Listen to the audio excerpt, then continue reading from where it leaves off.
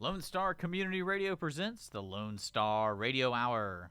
For the next hour, you will hear locally produced radio plays from different groups around Montgomery County. If you're interested in the Lone Star Radio Hour and you want us to run one of your programs that you produced, just contact us at lscrstudios at gmail.com. If you are interested in recording your own show here at the studio, you can just contact us. And we're also looking for sponsorships for this time slot. So, again, just contact us at lscrstudios at gmail.com. You can also visit the Lone Star Radio Hour online at irlonestar.com/LSRH. That's irlonestar.com/LSRH. For all the plays on on-demand format. The following radio play you're about to hear is produced by the Players Theater Company in Conroe, Texas. For more information on the Players, check them out online at www.owentheater.com/players. Your talents Live media. from the Owen Theater, to located in the IRLoneStar.com. glittering arts and entertainment district of downtown Conroe, Texas, comes the Players Theater Company Old Time Radio Hour. This is Timothy Eggert, filling in for your series host, Dennis Nelson.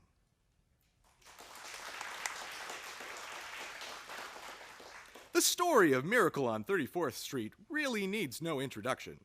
And if you're one of the few not familiar with the story, you're in for a holiday treat. Instead of spoiling it for you, let's introduce you to our cast of new and familiar players. Tonight, the skillful Alexandria Houston joins us as narrator and mother. New to the Players, she's appeared in Once on This Island, The Women, Medea, Hairspray, and many other productions. The debonair Joshua Marinakis plays Alfred and Tommy this evening. He just got finished playing multiple roles for the Owen Theater production of A Christmas Carol. The versatile Eduardo Lopez stars tonight as Mortimer, Dr. Pierce, and Louis. Also, the excellent Cameron Tarpour joins us as Sawyer, Mara, and the Postman. Both are new to the Owen, but have quite a bit of experience working together. They have had memorable roles in The Good Doctor, Avenue Q, Something You Need to Know Before the End of the World, and Grease. The gifted Comel Wright joins us as Ms. Shellhammer. Her debut with the Players Theater Company was just as recent as this season's production of Guys and Dolls and last month's Radio Hour. Radiant Donna Monaco Gilling appears as the other mother and Mrs. Mara. Donna is getting her feet wet in theater after a long absence, and we're fortunate to have her with us. Youthful Kendall Holscher stars tonight as the girl and Susan. Although she's the youngest member of our cast, she has lots of experience, already appearing in such shows as Oliver, The Wizard of Oz, It's a Wonderful Life, The King and I, and A Christmas Carol, which just closed earlier today at the Owen. Stellar Joe Whitcraft joins us playing Fred Galley and Gimbal. Joe previously appeared in The Shadow for the Radio Hour and has played Fred Gailey before with the Crichton Players. Exceptional Sarah Price plays Dora this evening. You heard her voice last Halloween as Mina Harker in the Radio Hour of production of Dracula. And the remarkable Adam Morrow, stars as Charlie and Kris Kringle. Adam has a long history of playing villains for the Radio Hour and is making up for it this evening by giving us one of the ultimate heroes. My reputation is ruined. No worries, Adam. You can just call it rebranding. I'm going back to my chair. Probably a good idea. Now that our cast is introduced, I'll remind you that the Players Theater Company Old Time Radio Hour is just part of a celebration of the past every Sunday night on Lone Star Internet Radio. Tune in to Retro Sundays with Tina right before the show, starting at 5 p.m. Then, after our show, stay tuned for Lone Star Classical Music After Dark with Gordon.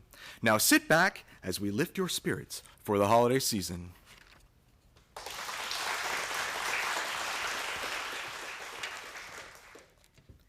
Greetings, ladies and gentlemen. Our Christmas present to you is the Christmas classic, Miracle on 34th Street.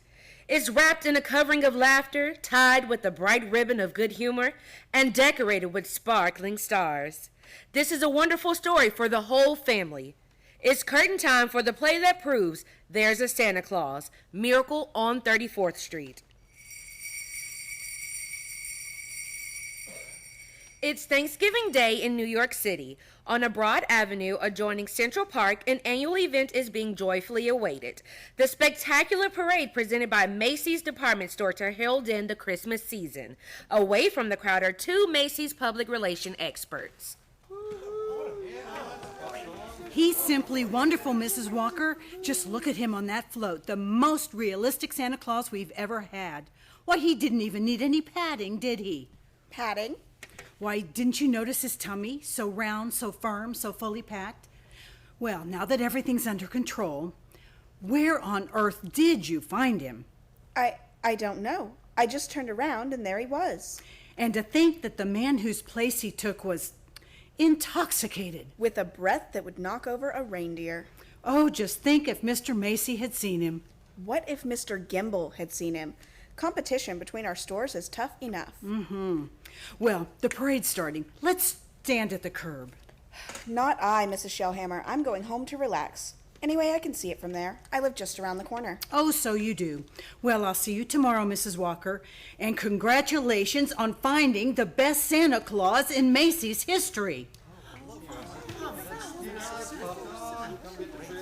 Certainly is a wonderful parade, Susie. Just look at that clown. Gosh, what a giant. Giant, Mr. Gailey? There are no such thing as giants. Not now, maybe, but in the olden days there. Really, Mr. Gailey? And you a lawyer? What about the giant that Jack killed? You know, Jack and the Beanstalk. Everybody knows that's a fairy tale, and I agree with my mother. Fairy tales are silly. Come in. Good afternoon. I'm Susan's mother. My maid said... Oh, hello, Mother. I'm watching the parade. Mr. Gailey invited me. Hello, darling. Susie's told me quite a lot about you, Mrs. Walker. She's told me quite a lot about you, too. The man in the front apartment. Well, this is all part of a plot, Mrs. Walker. I'm very fond of Susie, but also wanted to meet you. At least you're frank. There goes Santa Claus. Oh, don't even mention the name. Why not, Mother? Well, that Santa Claus, you see, is a last-minute substitute. But why? Oh, remember the way the janitor was last New Year's? Oh, my.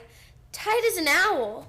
I see Susie doesn't believe in Santa Claus either. That's right. She never has. Well, that's the end of parade, Mother. I've been thinking. It's Thanksgiving, and there are only two of us. Couldn't we invite Mr. Gailey? Well, Please don't bother. I'll just have a sandwich or something. But we have such a big turkey. Please, Mother, please. Well, Did I ask her all right, Mr. Gailey? Susie, shh. You asked fine, Susan. Dinner's at 3, Mr. Gailey.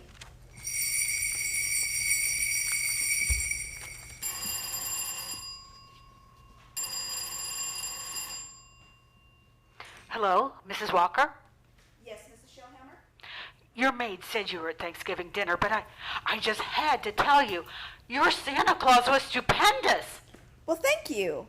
Mr. Macy himself wants him to be our toy department Santa Claus. Oh, fine. Can you hire him? I already have. He's a born salesman. Oh, I can just feel it. Good. We'll talk about it in the morning. Thanks for calling, Mrs. Shellhammer.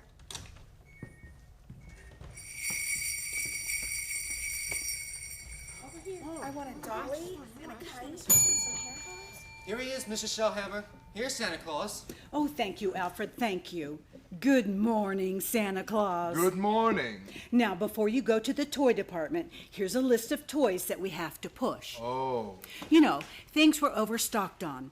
Now, you'll find that a great many children will be undecided as to what they want for Christmas. And when that happens, you immediately suggest one of these items. Do you understand? I certainly do. Fine, that's fine. Now take the list, and Alfred here will show you to your throne in the toy department. And don't forget, you're working for Macy's.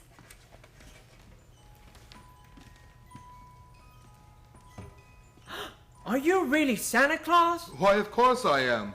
What do you want for Christmas, little boy? I want a fire engine with a real hose that squirts real red water. And I won't do it at the house. I'll only do it at the backyard. I promise. And I promise you'll get your fire engine. You see, Mama? I told you he'll give me one. That's fine. That's just dandy. You wait here, Mortimer. Mama wants to thank Santa Claus, too. Yes, madam? Say, what's the matter with you? Now, what's the trouble? I told you before, didn't I? The kid wants a fire engine, but there isn't one to be had anywhere in town. Macy's ain't got any, Gimbel's ain't got any, nobody's got any. My feet are killing me, and you say, okay, he gets the fire engine. But you can get those fire engines at Schoenfeld's in Lexington Avenue. Only $4.50. A wonderful bargain. Schoenfeld's? Yes. Hey, I don't get it. Oh, I follow the toy market very closely. Macy's sending people to other stores? Yes. Are you kidding? No. The one important thing is to make the children happy. Whether Macy's or someone else sells the toy doesn't matter. Don't you feel that way? Who, me? Yes. Oh, yeah, sure. Only I didn't know Macy's did. I don't get it. I just don't get it. Who's next, please? Right this way to see Santa Claus. All right, little girl, you're next. Oh, of course, little girl. You want some roller skates? Well, you will have some, too. Mama, he's gonna bring me some roller skates. And he has some fine skates here at Macy's, haven't you, Santa Claus? Oh, they're good skates, all right, but not quite good enough. Now I left some really wonderful roller skates at Gimbel's. Yes, I'm sure Gimbel's has just what this good little girl would like. Very good. Mrs. Shellhammer? Are you Mrs. Shellhammer? Oh, what? Gimbals? Gimbals? That's just what he did say, Gimbals. The sales lady said I should speak to you. Gimbals. I just wanted to congratulate you and Macy's on this wonderful new stunt you're pulling. Gimbals. Imagine a big outfit like Macy's putting the spirit of Christmas ahead of the commercial. Gimbals? From now on, I'm going to be a regular Macy customer. All right, Mortimer, we're going. Gimbals!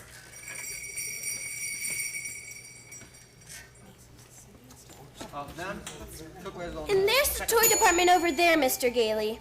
You certainly know all about Macy's stores, don't you, Susie?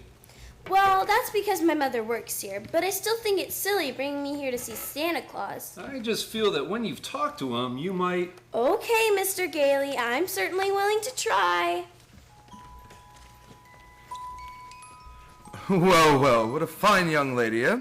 What's your name, little girl? Susan Walker. What's yours? Mine? Kris Kringle. I'm Santa Claus. Oh, you don't believe that? You see, my mother's Mrs. Walker. Oh. But I must say, you're the best-looking Santa Claus I've ever seen. Really? Your beard, for instance. It doesn't have one of those things that goes over your ears. That's because it's real, just like I'm really Santa Claus. Now go ahead, pull it. Oh my goodness, it is real. Oh, yes. Now tell me, what would you like me to bring you for Christmas? Nothing, thank you. Whatever I want, my mother will get. If it's sensible and doesn't cost too much. Oh. That's quite right, Susan. Oh, hello, Mother. Hello, Mr. Gailey. The explanation for this is very simple. Your maid's mother sprained her ankle. She had to go home, so she asked me to bring Susie down to you. As long as we are here, I figured we might as well say hello to Santa Claus. He has real whiskers, Mother. Susan, would you mind standing over there a minute? If you want me to. I shouldn't have brought Susie to Santa. Is that it? Now you're making me feel completely heartless. I'm sorry. Don't you see? I tell Susan that Santa Claus is a myth, and you show her a very convincing old man with real whiskers. Whom is she to believe? Yeah, that's right, isn't it? When Susan was a baby, her father and I were divorced, and ever since then I've protected my child by teaching her realities. If you don't believe in fairy tales and fantasy, you can never be hurt or disillusioned. We were talking about Susie, Mrs. Walker? And I must ask you to let me raise her as I see fit. All right, dear, the store's going to close soon. We'll run along to my office.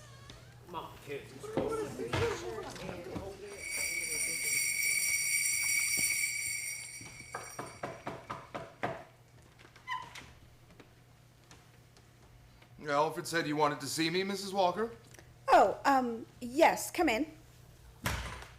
I'd be grateful if you'd please tell Susan that you're not really Santa Claus. That there actually is no such person? But, Mrs. Walker, not only is there such a person, but here I am to prove it. No. You misunderstand. I want you to tell her the truth. Now, what's your real name? Kris Kringle, and I always tell the truth. Susan, I'll bet you're in the 1st grade. 2nd grade. I mean your real name. That is my real name. My goodness, the 2nd grade. Very well. I have your employment card right here. I'll look it up on that. That's a very cute dress you have on, Susan. It's from Macy's. We get 10% off.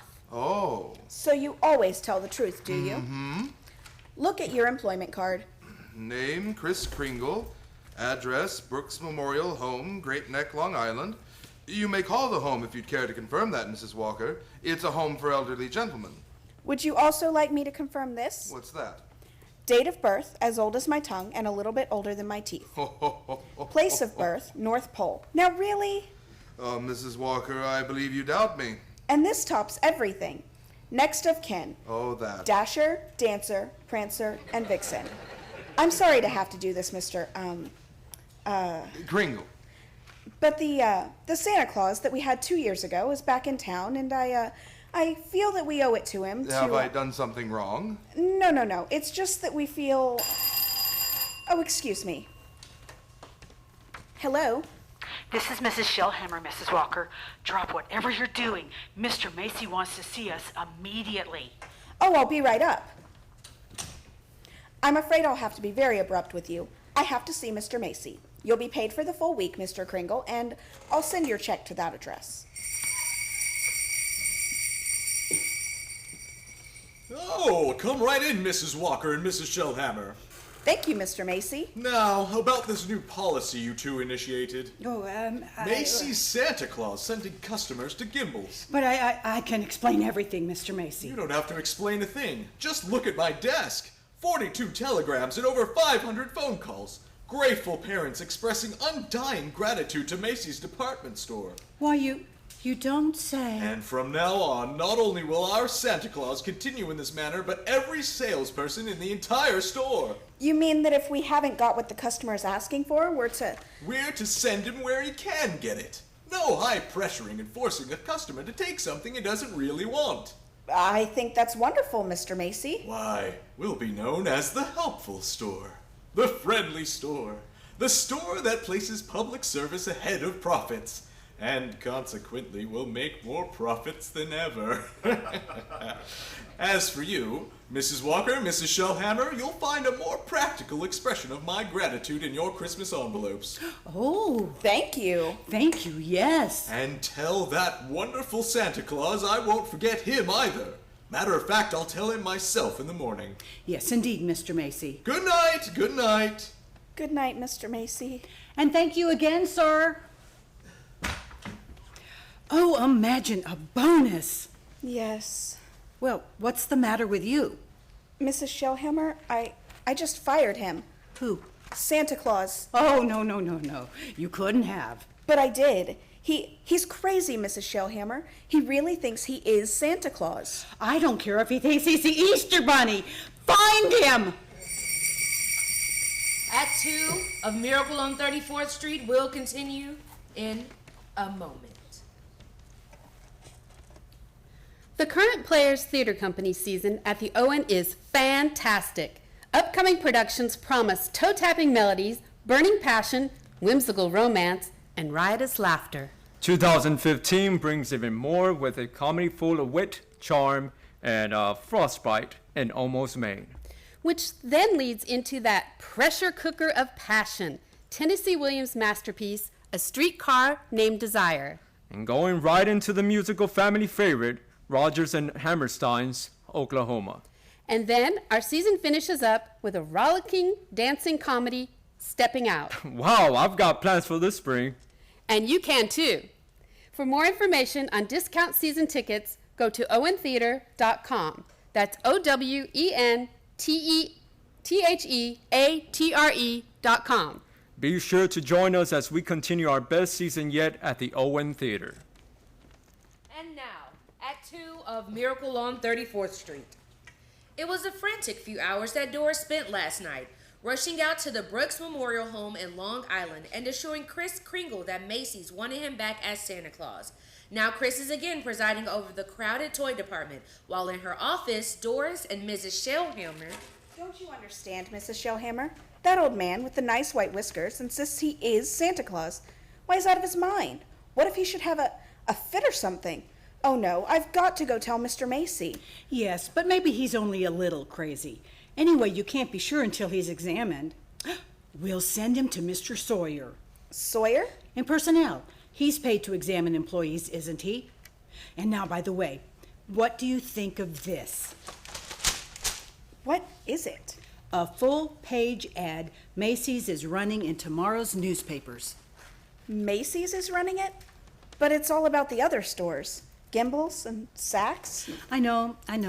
Mr. Macy's idea to help our customers find what they want. It's revolting, isn't it? That Santa Claus certainly has started something. Oh, well, I'll get a hold of him on his lunch hour and send him up to Mr. Sawyer. So I changed my clothes, Mr. Sawyer, and came right up. Oh, well then, that's your own beard, huh? Oh, yes. Interesting complex in back of that. Why do you carry a cane? Always carry a cane, Mr. Sawyer. Well, that is when I wear street clothes. I carved this cane out of a runner from one of my old sleighs. What's that? With a fine, solid silver top.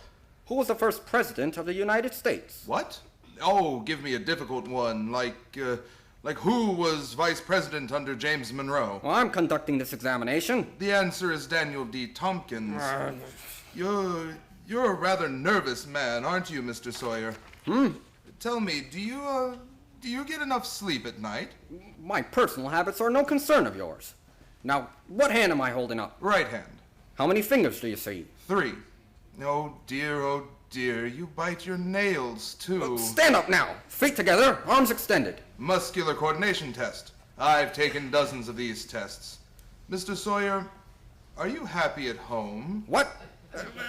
That will be all, Mr. Kringle. This examination is over. Thank you. And it may interest you to know I've been happily married for 22 years. Very happily married. Delighted to hear it. Goodbye, Mr. Sawyer. Miss Prong? Yes, sir?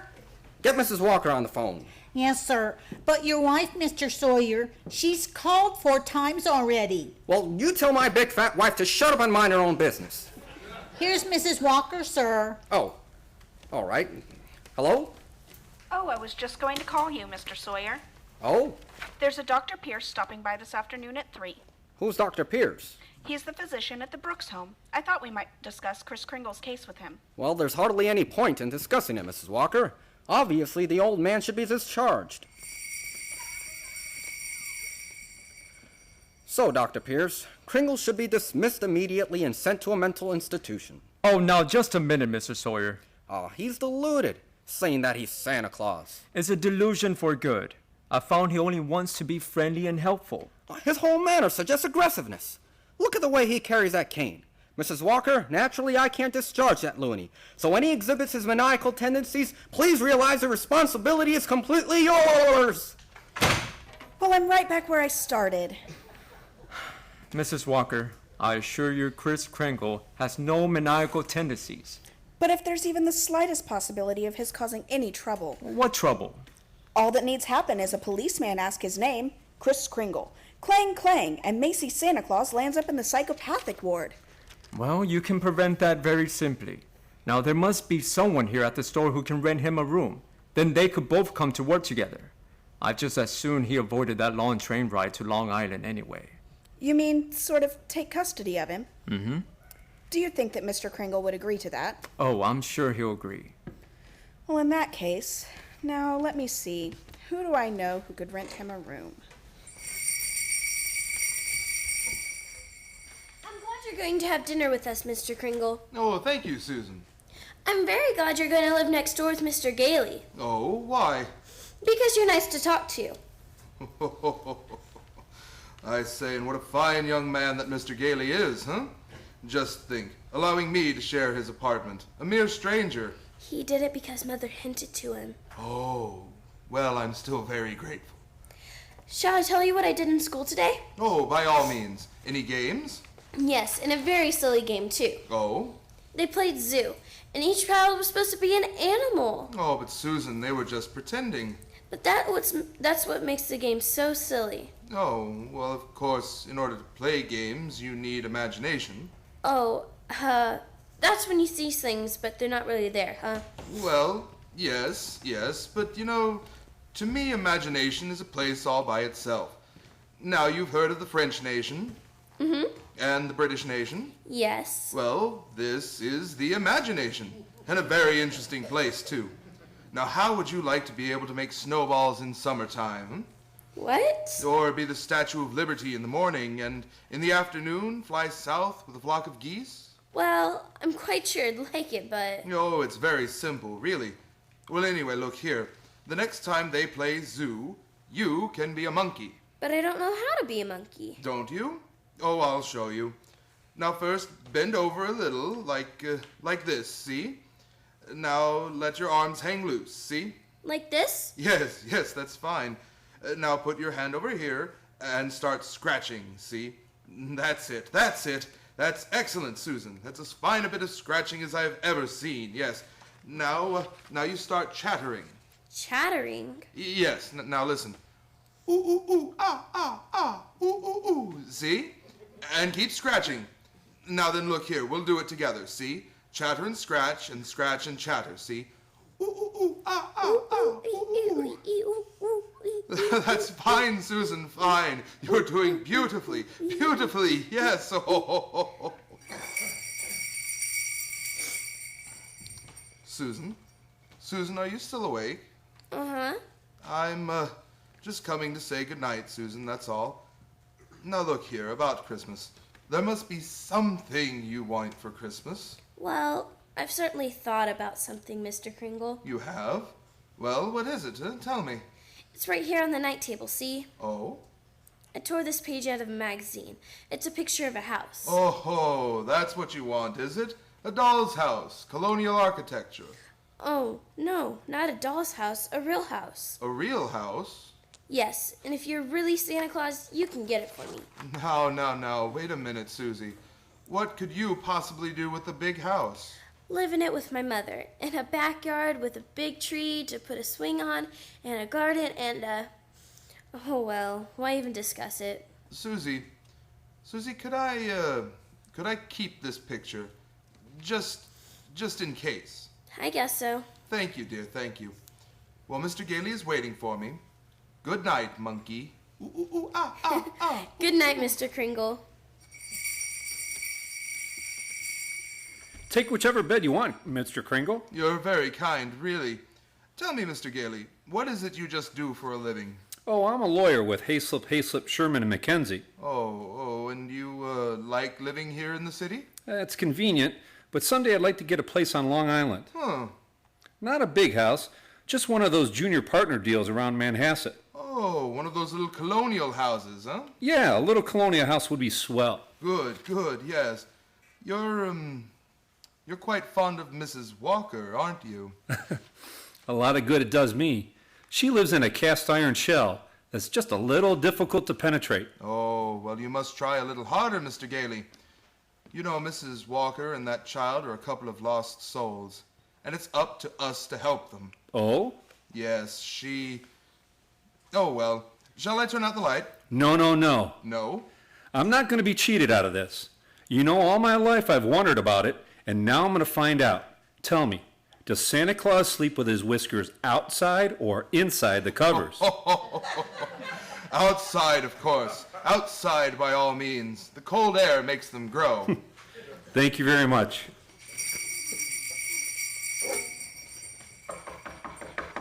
Oh, come in, Mrs. Walker, come in.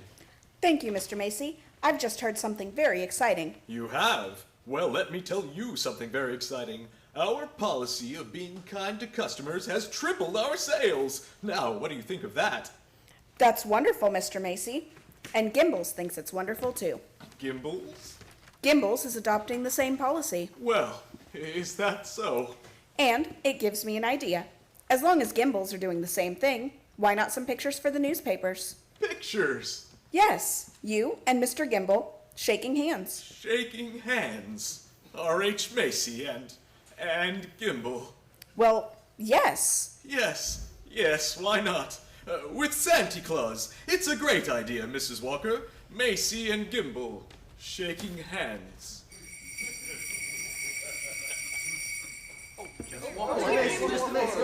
Oh, that's enough pictures, gentlemen. Thank you. Thank you very much. Well, Mr. Gimble? Come on, R.H. Now we'll go over to my store and get some really good pictures. Oh, just a minute. I have something here for Santa Claus. Here you are, Mr. Kringle. A check in appreciation for all you've done. Mr. Macy, why, that's most kind of you. I didn't think you were that generous, R.H. That's quite a check. What are you going to do with it, Mr. Kringle? Well, I have a friend, Dr. Pierce. He needs a new x-ray machine. Buy the machine through the store. 10% discount. Nonsense. Come on over to Gimble's. We'll furnish it at cost. Keep it up, gentlemen. Keep it up. At this rate, my friend will have a whole new hospital.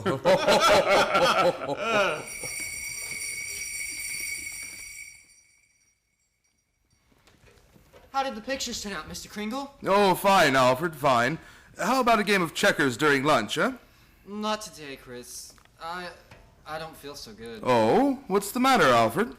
Nothing much. You remember how I was telling you I'd like to play Santa Claus over at the Y and give out packages to the kids? Yes? Well, I was telling Mr. Sawyer about it, and he says that that's very bad. That psychologically, it's all wrong. Wrong? To be nice to children? Well, he says guys who play Santa Claus do it because when they was young, they must have done something bad, and now they do something they think is good to make up for it, see? It's what he calls a guilt complex. Alfred, what else has he found wrong with you? Nothing much. Just that I hate my father. I didn't know it, but he says I do. Excuse me. Hey, ain't you gonna have lunch? Later. Right now, I have an appointment with Mr. Sawyer.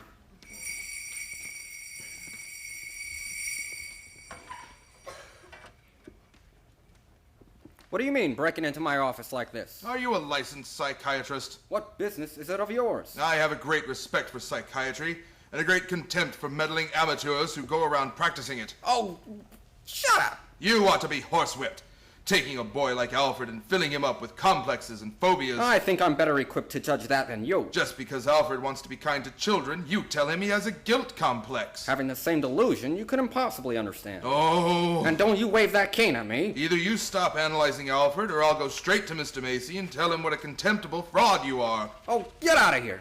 Get out of here before I have you thrown out. There's just only one way to handle a man like you. Maybe this'll knock some sense into you. Oh! Oh, help! Oh, my head! My head! Oh! Good day, Mr. Sawyer. Miss Prong, give me the police. Give me Mrs. Walker. Give me the psychopathic ward in Bellevue Hospital.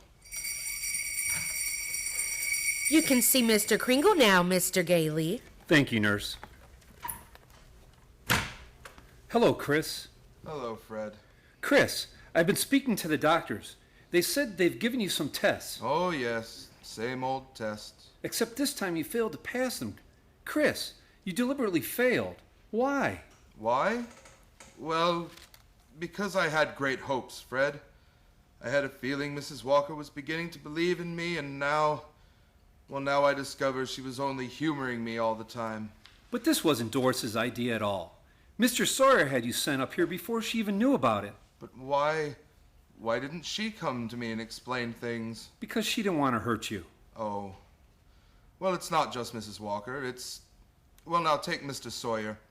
He's contemptible, dishonest, deceitful, yet he's out there and I'm in here. Well, if that's normal, I don't want it. But you can't just think of yourself, Chris. What happens to you matters to a lot of other people. People like me who believe in what you stand for. And people like Susie who are just beginning to. Chris, you're letting us down. Well, Fred, maybe you're right. Of course you're right. I ought to be ashamed of myself. Let's get out of here. Now, wait a minute. You flunked your medical examination, but good. Oh, yes, so I did. Well, anyway, you're a lawyer. You fix it. Hey, look, I can't just... Now, I won't let you down, and you won't let me down. Chris, now take it easy. Look, there'll have to be a hearing. If you're going to be committed, it has to be before a judge. Well, Well, if I can do anything at all, it'd have to be in the courtroom. Now sit tight, Chris. I'll get an idea. I have to get an idea.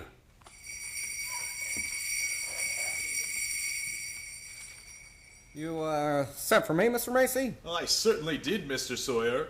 I brought my family to see the toy department to see our Santa Claus. And our Santa Claus isn't there. He's in Bellevue. Yes, Mr. Macy. Because he's a lunatic. Yes, sir, a lunatic. Lunatic, my foot. Now you listen to me, Sawyer. You get that case dropped right away, or you'll have another lump to match the one he gave you. But it's out of my hands. Mr. Kringle goes to court in the morning. Well, just see that he's back in the toy department by afternoon. Now get out of here. Oh, Mr. Gailey! Mr. Gailey! Yes? I've been looking all over for you. I'm Mr. Sawyer. Oh, so you're Sawyer. Yes. I was just speaking to the court clerk, and he said you represent Mr. Kringle. Well, I represent Mr. Macy. Then I'll see you in court. Oh, no. That's what I wanted to speak to you about. Now, Mr. Macy would like to drop the whole case right now. You see, we're most anxious to avoid any publicity. No publicity, huh? Well, that's very interesting. Oh, then you'll cooperate? You know something, Sawyer? You've just given me the idea I've been searching for. Oh, good. If I'm going to win this case, I'm going to have public opinion and plenty of it. And publicity's just the way to do it. Thanks, and so long, Mr. Sawyer. Mr. Gailey, but Mr. Gailey.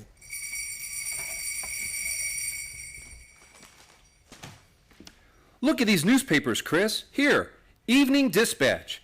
Doctors doubt sanity of Santa who launched Goodwill campaign. Oh, my. Daily Bulletin. Macy's Santa Claus to have lunacy hearing. What's this one? The New York Express. Is Kris Kringle crazy? Court case coming. Kitties cry calamity. You've driven the United Nations clear back to page 5.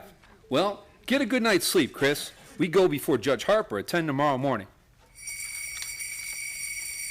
Our stars will return with Act 3 of Miracle on 34th Street in a moment. Ring in the new year with a fabulous 50s sock hop, hosted by the Players Theater Company at the Owen Theater. Come ready to dance 2014 way to the hip sounds of GTO's Daddy-O. That's right. Music and dancing at this premiere celebration is only $30 per person. And if you want to throw dining into the mix, it's only an additional $20. Don't miss Downtown Conroe's best party. For more information on this event, as well as season tickets, go to owentheater.com. That's OwenTheatre.com. Be sure to join us as we continue this turn-of-the-century tradition. The curtain rises on the third act of Miracle on 34th Street. For a few weeks, a jolly elderly gentleman named Kris Kringle has been working minor miracles as Macy's Santa Claus. Now he's being seriously questioned. And in a crowded courtroom, Judge Harper listens patiently as the assistant district attorney summons Kris to the witness stand.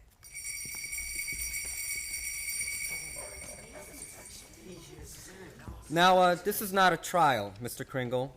It's just a hearing, so you don't have to answer any questions. Now then, where do you live, please? Well, it seems to me that's what this hearing shall determine, yes? Mr. Kringle, do you believe that you are Santa Claus? Of course I do. That's all, Your Honor. The state rests its case. Well, Mr. Gailey? Your Honor, Mr. Mara contends my client is not sane because he believes he is Santa Claus. An entirely logical conclusion. Anyone who thinks he's Santa Claus is crazy. Your Honor, you believe yourself to be Judge Harper, yet no one questions your sanity because you are Judge Harper, do they? Mr. Kringle is the subject of the sanity hearing, not I. Well, Your Honor, I intend to prove that Mr. Kringle is Santa Claus. Mr. Mara, I thought you said this was a cut-and-dried sanity hearing. Well, I thought it was, Your Honor. In view of Mr. Gailey's statement, I'll have to review the entire background of this case. Court's adjourned till tomorrow morning.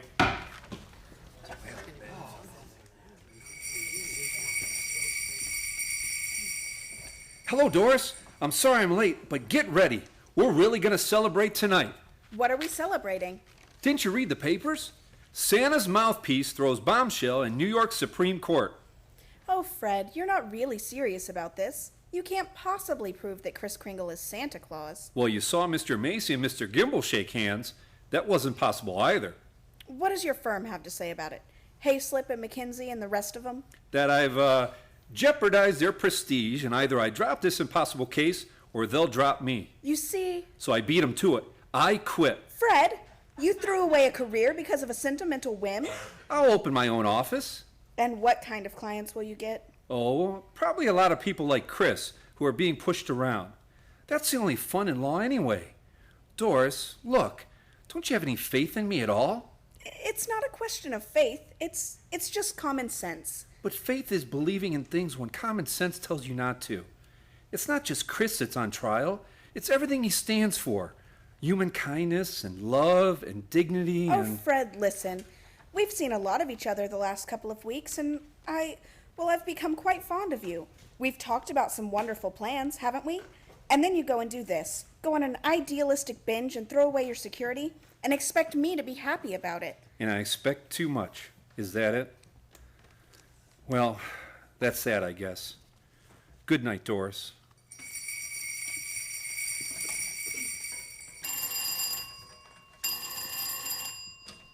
Hello? Yes, this is Mr. Mara. Well, can't I wait till tomorrow? I'm eating Who's been subpoenaed? Well, how do you think I feel about it? I'll see you tomorrow. Who is that, dear? R.H. Macy's been subpoenaed. Oh, my. Those reporters, they make me look like a sadistic monster who likes nothing better than to drown cats and tear wings off butterflies. Quiet, dear. Tommy's still awake. Oh, yeah. It would just break his heart if he knew what his daddy's doing. I'm doing my job as assistant district attorney. Well, I'm not so sure, but that I agree with them. Kris Kringle looks like a very nice old man, and I don't see why you have to keep persecuting him. I'm not persecuting him. I'm prosecuting him. I like the old man too, but there's nothing I can do about it. You know something, Thomas? Sometimes I wish I'd married a butcher or a plumber. Well, if I lose this case, it's very possible you'll get your wish. R.H. Macy. I wonder what he's gonna pull tomorrow.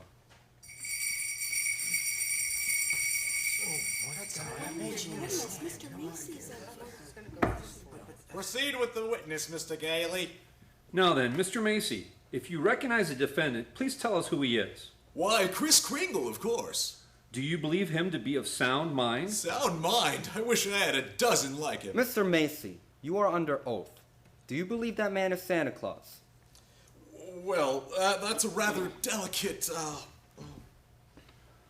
Just think of those headlines tomorrow. Macy's admits his Santa Claus is a fraud. You keep out of this, Gimble. What did you say? Nothing, Mr. Mara, nothing. Well, I wish you would. Is that man Santa Claus?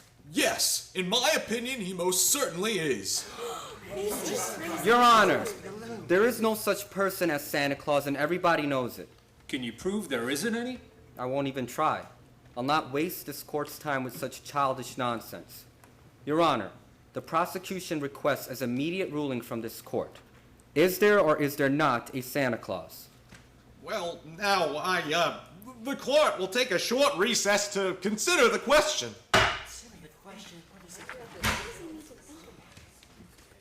Hello, Henry. Why, Charlie, what are you doing here? Can an old friend visit you in your chambers? And if you ask me, you never needed a friend like you do now. Ah, this Kringle case. I certainly don't see why they're making such a fuss about it. Henry, that's Santa Claus you've got out there, on trial for lunacy. This case is dynamite, and you're coming up for re-election soon. Charlie, do you know what happened last night? Martha brought the grandchildren over. They wouldn't kiss Grandpa. They wouldn't even talk to me. Now, you see what I mean? If you rule there is no Santa Claus, you'd better start looking for that chicken farm right now. I'm a responsible judge. How can I seriously rule that there's a Santa Claus? Because of what happens if you don't. The kids read about it, and they don't hang up their stockings. Now what happens to all the toys that are supposed to be in those stockings? Nobody buys them. The toy manufacturers have to lay off employees. By now you've got the AFFL and the CIO against you. Yes, and they're going to say it with votes too, see? Oh, and the department stores are going to love you too. Yes, sir, Henry. And what about the Salvation Army?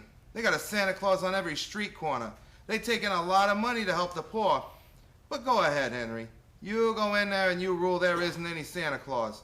But if you do, you can count on getting just 2 votes. Your own and that district attorney's out there. 1 vote, Charlie. He's a Republican. Oh, well, let's get this over with.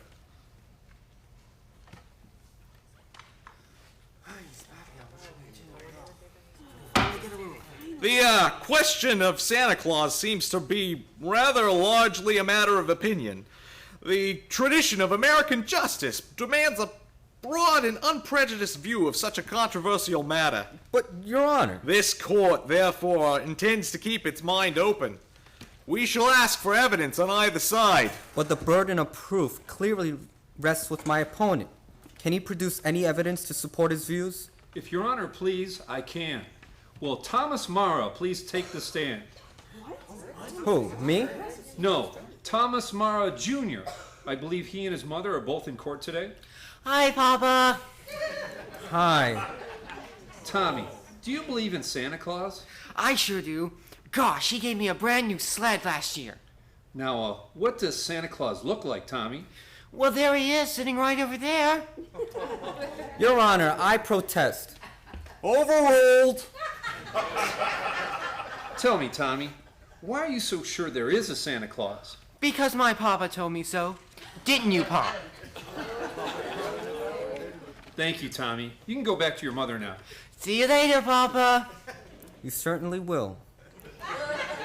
Your Honor? Don't forget, Santa Claus, this year I want a football helmet. Don't worry, Tommy. You'll get it. Mr. Kringle, if you don't mind. I'm sorry, sir. Your Honor, the state of New York concedes the existence of a Santa Claus. But in so conceding, we demand that Mr. Gailey stop representing and presenting personal opinion as evidence. I insist he submit authority to prove that Mr. Kringle here is the one and only Santa Claus. Well, Mr. Gailey, are you prepared to show that Mr. Kringle is Santa Claus on the basis of unprejudiced authority? Well, sir, no, not now. I need a little time. Why not now? Tomorrow, Your Honor? Very well. Court's adjourned till tomorrow morning. Oh, brother. Now come, Susan dear, finish your supper. But I can't, Mother. All those things they're saying in the newspaper about Mr. Kringle and Mr. Gailey. They're having this trial because he says he's Santa Claus. He's so kind and nice and jolly. He's not like anyone else I know. He must be Santa. You know something, Susie? I think perhaps you're right. Is Mr. Kringle sad now, Mother? I'm afraid he must be. Then I'll write him a letter. Maybe that'll make him feel better. I'll cheer him up.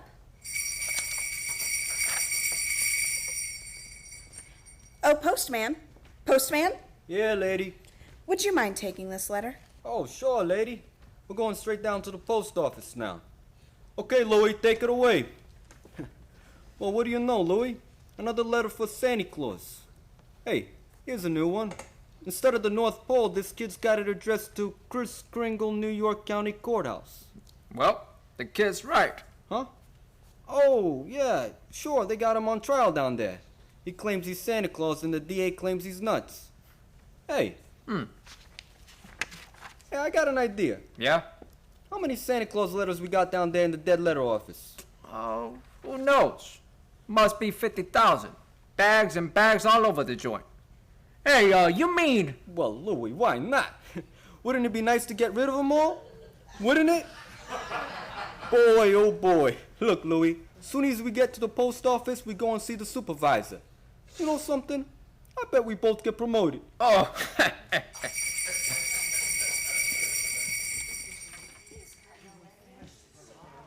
And since the defense has been unable to submit one shred of proof that Chris Kringle is the one and only Santa Claus, and since tonight is Christmas Eve, I ask, Your Honor, that this hearing be terminated without further delay. I protest. I do have evidence. 5 minutes ago, you said you didn't. During Mr. Morrow's oration, The bailiff handed my client the evidence I referred to. What evidence? This letter, Your Honor. Oh, yes, Mr. Kringle? It's from Susan Walker.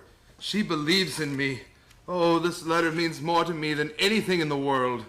That letter, Your Honor, was delivered by the United States Post Office, an official agency of the federal government. The Post Office Department is one of the largest business concerns in the world. Last year did a gross volume of over $1 billion, and this year... Your Honor, I'm sure we're all gratified that the post office is getting along so well. But what bearing has it on the sanity of that man? My point is that the Post Office Department is a model of efficiency. Furthermore, the laws of this country make it a criminal offense to willingly misdirect mail or intentionally deliver it to the wrong party. The state of New York is second to none in its admiration of the Post Office Department. We're very happy to concede Mr. Gailey's... For the record, Mr. Mara?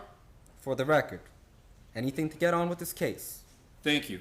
Your Honor, that letter just received by Mr. Kringle is positive proof that a competent... One letter is hardly positive proof. I have further exhibits, Your Honor, but I hesitate to produce them. Come, Mr. Gailey, put them here on my desk. All right, boys, bring them in. Your Honor, what is this? Empty those mail sacks on Judge Harper's desk. Bring them all in or be fined for contempt of court. No, just a second here. We'll do it, Your Honor. Through rain, through sleet, through courtrooms, anything. We deliver. Mr. Gailey! Your Honor, every one of those letters and every one of those mail sacks is addressed to Santa Claus. The post office delivered them. Therefore, the Post Office Department recognized Kris Kringle to be the one and only Santa Claus. Since the United States government declares this man to be Santa Claus, this court will not dispute it. Case dismissed!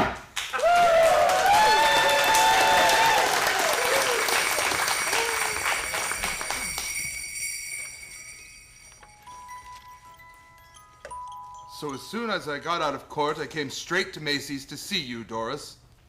Oh, Chris, I'm so glad you won. Well, we're having a big Christmas party at the Brooks home tomorrow morning. I'd like so much to see you and Susan there. We'll be there, Chris.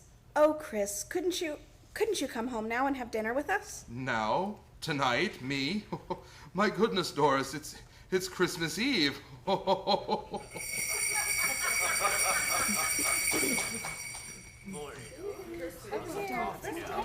Alfred, look! Look who's come all the way out here to the home just for our Christmas party. Chris, it's Mr. Macy. And Mr. Gimble, too. Oh, excuse me, Alfred. Mrs. Walker and Susan have to leave now, and I want to see them before they go. And so forgive me, will you? But Susie, darling, you got so many presents. Not the one I wanted, not the one Mr. Kringle was gonna get for me. Well, what was it? It doesn't matter. I know I want to get it, but at least thought he'd tell me why. Susie, I'm sorry, Susie. I tried my best, but... You're gonna get it because you're not Santa Claus. Susan! Just a nice old man like Mother said. But I was wrong when I told you that. You must believe in Mr. Kringle and keep right on doing it. You must have faith in him. But that doesn't make sense, Mother. Faith is believing in things when common sense tells you not to. What? I mean, just because things don't turn out the way you want them to the first time, you've still got to believe in people. I found that out. Hello, Doris. Fred! Mr. Gailey! Merry Christmas, Susie. Gosh, you just get here and we're ready to leave. Oh, I've been here. Oh. And if you're ready to leave, I'll drive you home. Before you go, here's a map I made for you. You'll miss a lot of traffic. About 4 miles south, you will see Ashley Avenue. Now that's the street you want, Ashley Avenue. Thanks, Chris. And Merry Christmas. Merry Christmas to you, Fred. And to you, my dear. And to you, Susan. I believe Mr. Kringle. I do. It's silly, I suppose, but I do. I don't understand it, Fred. The map Chris gave us definitely says Ashley Avenue. We've been on Ashley Avenue now for... Stop the car! Oh, stop the car, please! There it is! The house! Susie! What in the world? She's running into that house. Well, at least there's no one home. It's brand new. It's just been built. Yeah. For sale, it says. For sale. What on earth is that child up to? Susie! Hey, Susie! am upstairs. Now come right down. You know you shouldn't run around in other people's houses. That's strange. I'll say. No, I mean this house. I've seen this house somewhere. I know I have. Maybe in a magazine or... Mother, it's our house. It's the one I asked him for, Mr. Kringle. Mr. Kringle? I know it is. Oh, you're right, Mommy. You were right. Susie? Mommy told me if things didn't turn out just the way you wanted them at first, you still gotta believe it. I kept believing, and you were right, Mommy. Mr. Kringle is Santa Claus. Now where are you going? And back to see if there's a swing. There is one. There is one. You told her that? About believing? Well, you told me, Fred. The sign outside, for sale. Well, we can't let her down, can we? I never really doubted you. It was just my silly common sense. Even makes sense to believe in me now. I must be a pretty good lawyer. I take a little old man and legally prove to the world that he's Santa Claus. Fred. Now you know that couldn't be... Fred. What's the matter? There, in the corner, by the fireplace. Oh, no. It can't be. It couldn't. A cane? Chris's cane? There couldn't be two canes like this anywhere in the world. Silver handle and all. Hey, you know something? Maybe I didn't do such a wonderful thing after all. And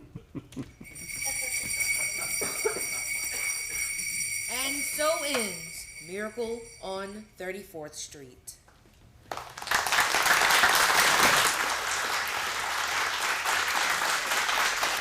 Thank you for joining us during this heartwarming holiday episode of the Players Theater Company Old Time Radio Hour right here in the Owen Theater.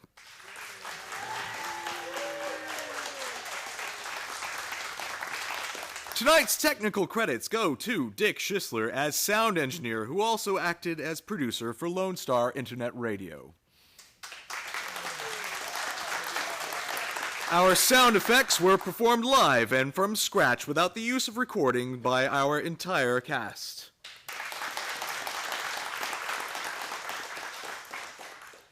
Tonight's cast members were Alexandria Houston as narrator and mother, Joshua Marinakis is Alfred and Tommy. Eduardo Lopez as Mortimer, Dr. Pierce, and Louie. Kumail Wright as Shellhammer and Miss Prong. Donna Monaco Gilling as the other mother and as Mrs. Mara. Cameron Taharpour as Sawyer, Mara, and the Postman. Timothy Eggert as Judge Harper and R.H. Macy. Kendall Holscher as the girl and as Susan. Joe Whitcraft as Fred Gailey and Gimbal. Sarah Price as Doris. And Adam Morrow as Charlie and Chris Kringle.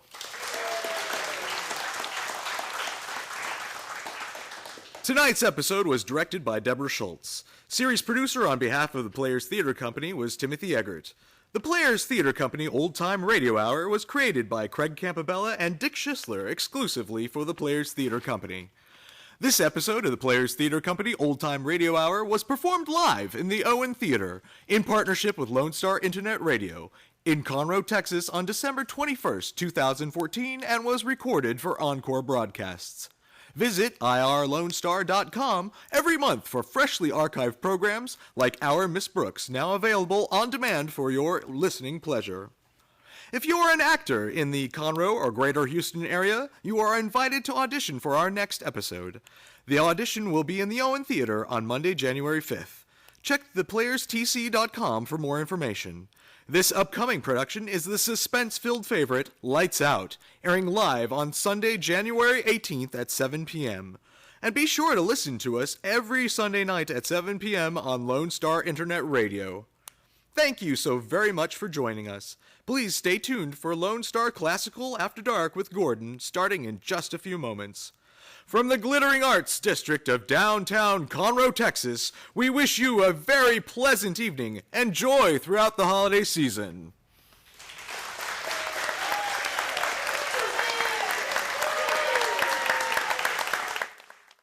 Thanks for listening to Lone Star Radio Hour here on Lone Star Community Radio. Don't forget, the Lone Star Radio Hour airs every Sunday at 7 p.m. on irlonestar.com and Conroe's FM 104.5, 106.1. If you want to join and be part of the Lone Star Radio Hour with your own radio play, contact us today at lscrstudios at gmail.com. We are also looking for support for this time slot, so if you're interested in sponsoring this time slot, contact us again at lscrstudios at gmail.com. And don't forget, this radio play was brought to you by the Players Theater Company in Conroe, Texas. For more information about the Players, please check them out online at owentheater.com/players.